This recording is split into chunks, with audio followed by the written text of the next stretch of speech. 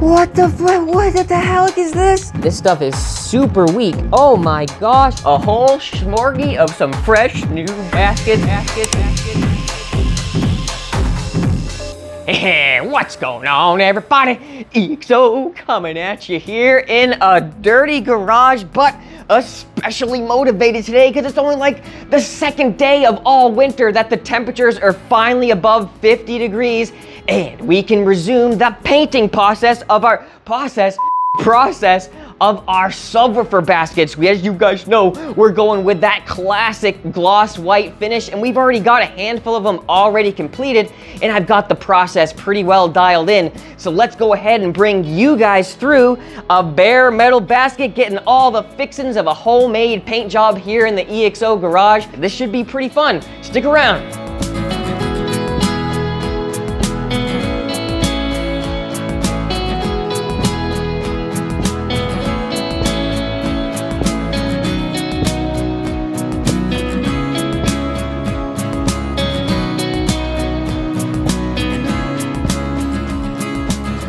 All right, first thing we gotta do is make those 3 back subwoofers look like this front one. Nice and bared, fully cleaned and stripped, but the back ones, not so much. You got some work to do back there, and you can see some remnants of the sand from the sand blaster. And believe it or not, that little bit of sand prevented it from catching on fire when I had my little heat gun trying to loosen up the adhesive. So we'll go through that whole process with some hand tools first. I like to use this to make the mess that much more, well, less, I should say. Going in with something like this or like this tends to melt the material a lot and send debris going everywhere. So to eliminate a lot of that sanding aspect, I'm gonna pry it up in one whole piece with this and some heat. Check it out.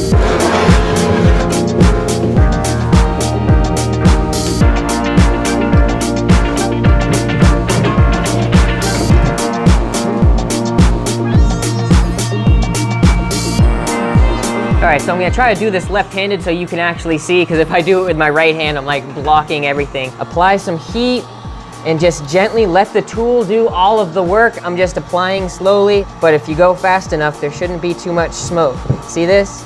Coming right up. The screws on the table are really helping keep the basket stable. And like I said, you can use power tools, but doing this is a heck of a lot better when you're in close quarters. I'm trying to keep this down to a minimum, and this right here is definitely a heck of a lot better than getting shrapnel going everywhere.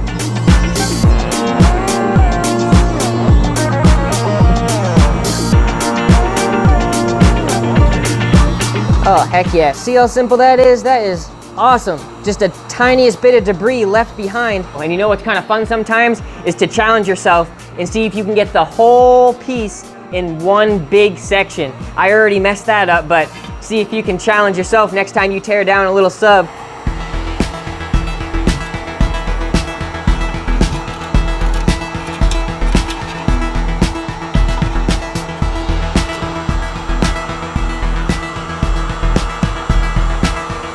Nice, reaching the last stretch here. Not bad for a left-handed attempt. There we go.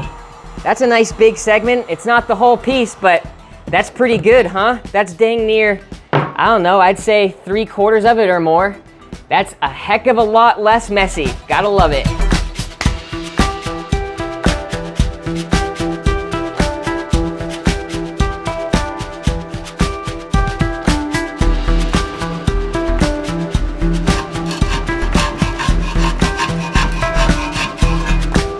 So there's the first spider landing pretty much all taken care of. We just got a little bit of glue, couple little blobs here and there around the edges, but those come right up just by, prying them off with your fingers. And the rest of it, I'm gonna take my wide edge, file down the big pieces that we can also eliminate the fumes in this garage. It comes out really easy. See that?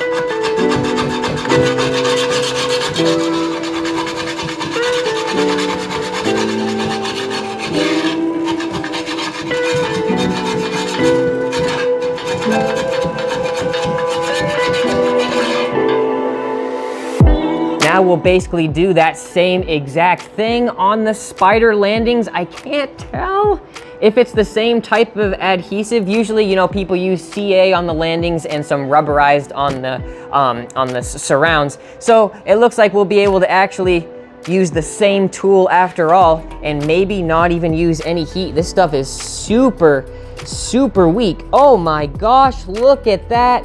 That is not good. I'm pretty sure that this was the factory Soundstream. I don't believe that this is anything like that DevCon epoxy that we were using, especially that gel stuff. So this is gonna come up pretty easy, it looks like.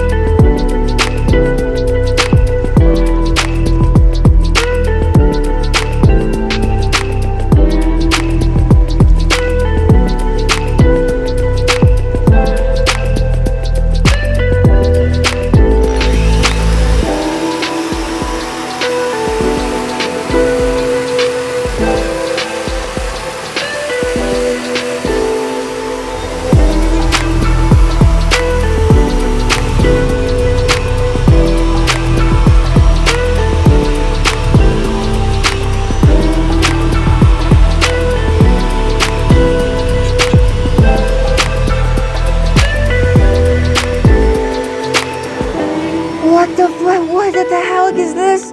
What on earth? You guys, do you see what I see right now? What on earth? This was one of the subs that I bought from like Facebook Marketplace or something. I'm pretty sure I can see daylight through there. This is not good. There's a huge crack in my basket that I have been taking pride and joy. There is! You can see light, see right there? Oh no. Definitely a thorn in my side. I don't have another basket without huge holes. There's nooks and crannies that none of us even know about on this damn thing, especially the backside, but I don't even know if I want to show you that right now. I'm kind of ashamed. I guess I will though. If you look in some spots, there's actually big chunks missing. That is from the factory. See that big hunk of chunk missing right where the spoke meets up? If you look in other places, they actually bondoed the dang thing. They added filler. So they knew this was a problem, but what can you do? What can you say? So I'm just gonna go ahead and leave it at that and just try to let the paint job be a big enough distraction for me for at least a couple years, or maybe a year, and then we'll upgrade subwoofers and see what we got going on. But you know, I've had these things for like a decade.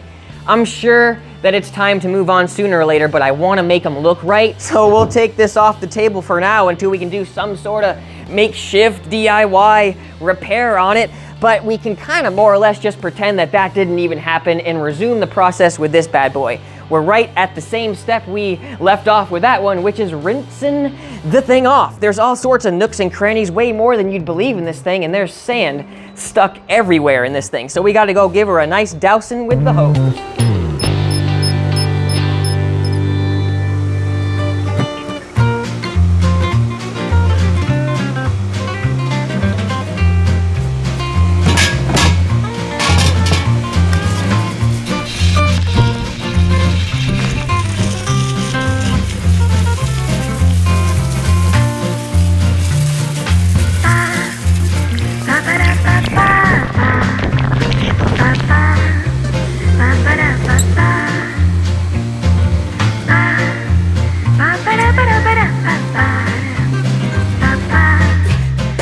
Suckers over to the oven.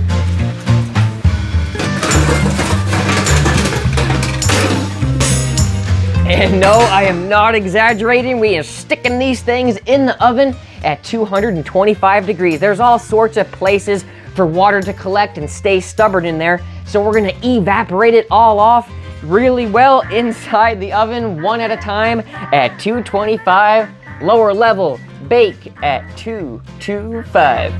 Let's do this.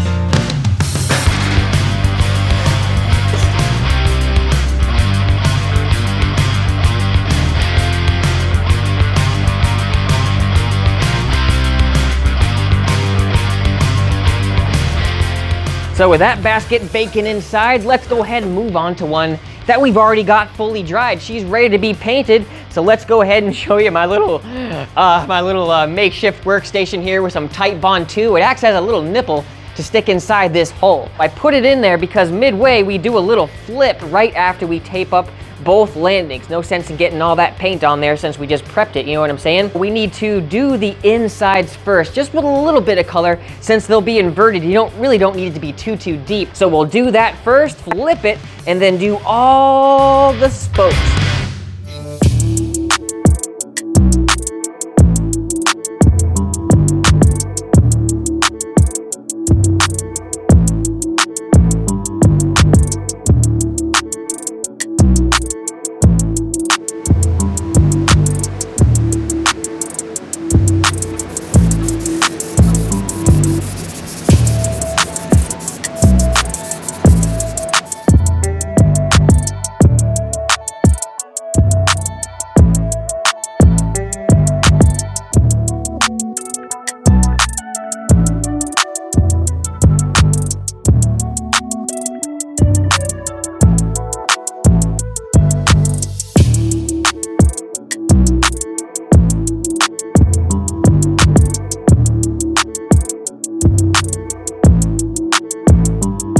Sorry if the fans are kind of loud right now. I just switched over my mics. The second coat is looking good. It's definitely much more thick. And I think I'm gonna let 3 coats be just about the final for every single basket. It's enough for color, and with the clear coat, it's gonna make it look even deeper. Spray Max 1K. This stuff is amazing. Like we just mentioned, it hardens similar to a powder coat type finish, but you have to be extremely careful. Get enough ventilation in the space to be working in, and you'll be good to go, but it is very dangerous, extremely dangerous, actually, it says on there.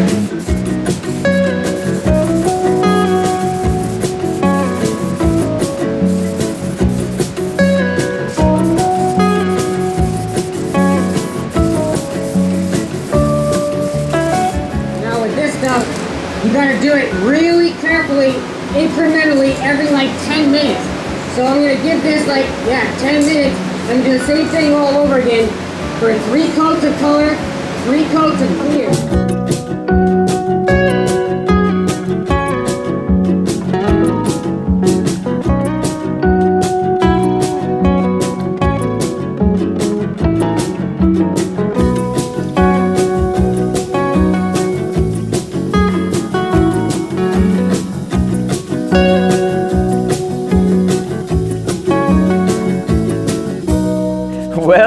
Well, look at what we've got, fellas. A whole smorgy of some fresh new baskets. I'm very pleased with the white finish. It makes me happy. From afar, they look damn near perfect, but I will admit, when you get up close, there are some dings and things, but nothing too drastic to make me head for the hills in embarrassment. That's 1, 2, 3, 4, 5, 6, and then 3 more on another table. I'm taking up the whole house. My girlfriend's gonna freaking kill me. That makes 9 completed. We gotta wait for another 50-degree day. Whatever, I got my own rhythm and rhyme, but that's the crime. So this is the next step of the build. We'll be able to put the motors on there next, but I actually have to replace all of this hardware. Do you guys remember when I took these big hefty magnets off? Well, the hardware, oh man, I'm not happy with this hardware. I stripped out a couple of them. I'm gonna go for some hex heads instead. So that will be the, oh, I just dropped it on my cell phone screen.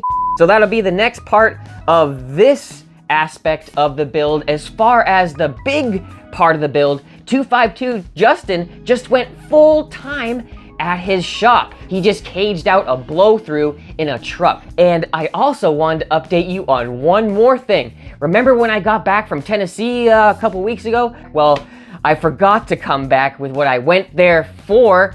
A whole bunch of lithium cells, purchased, owned, 100%, 20 banks. That's 800 amp hours of lithium titanate cells, the Yin Long 40 amp hours. I'm gonna have some big 4-aught connections on either side for the inputs from the alternators. It's all coordinated and been planned. This was a really pain in the butt part of it because I had to wait. Freaking the weather's been very stubborn. We'll have them fully assembled in the next segment, and stay on the lookout for 252 to see when we can get in for that next segment. There's all sorts of different aspects of this build. Thank you for joining, and thank you so much for also shopping at Showtime. It's right here on my shirt. You can pick these up on the website, help support me with the EXO coupon, and you can save yourself a little bit of extra moolah in the meantime. So yeah, it's a win-win, right? Can't go wrong. And I really do try to make the best videos possible, and hopefully you can see the difference. Well, until the next video, this is EXO signing out. Thank you so much. I will catch you on the rebound. Stay safe, stay loud, and stay proud.